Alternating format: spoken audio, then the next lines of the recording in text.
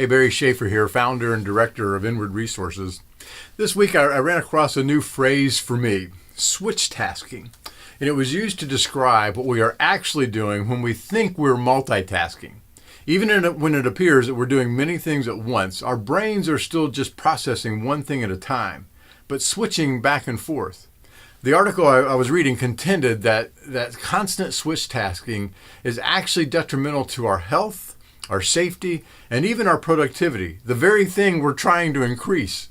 It strikes me that this computer-sounding phrase actually applies to the human experience, but I guess it's what you might expect from our always-on culture. The problem is, when we're in rapid-fire switch task mode, we are never really present in any of the tasks. The ancient monks have given us many gifts, but there's one gift that we obviously have yet to open. In many monastic orders, while performing duties, the monks would allow for an intentional pause between their activities, as they would transition from, say, baking bread to tending a garden. They would bracket a segment of time to ponder what they'd just done, maybe offer thankfulness and gratitude for the ability to perform the task. And as they would turn their hearts and their minds toward the next thing, they would ask God for wisdom and skill, or for perseverance to press through any tedium, or maybe for an open heart, just for a worship experience. This practice was called Statio. And in today's fast-paced, always-on society, we have not embraced that gift. We switch from one thing to the next with no regard for transition. And think about it. The human body was not built to abruptly butt one thing up against the other. In fine dining, between courses, we cleanse the palate. When we start a workout routine or fitness routine, we stretch and we warm up. And in music, to change keys in a seamless way between songs, we modulate between key signatures. Well, the same is true for the rhythm of our souls. Our souls need palate cleansing and modulation.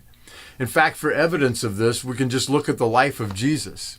If you were to do a visual montage of all the places where Jesus prayed, you would see a mountaintop, a mountainside, a solitary place, a certain place, according to Luke 11:1. That's like Jesus' own coffee shop that he always went to.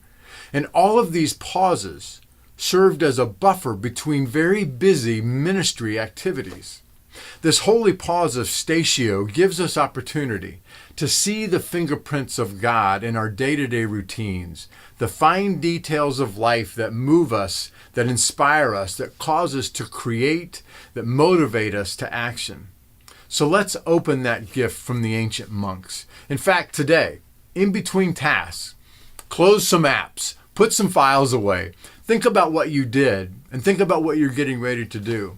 Maybe at the end of the day, when you're transitioning from the part of the day that defines what you do to the part of the day that defines who you are, breathe some prayers of gratitude for what you do, and then ask God to help you be fully present with who you are. When I practice this, I actually find myself to be more submitted, more mindful, and believe it or not, more productive. Thanks for checking in.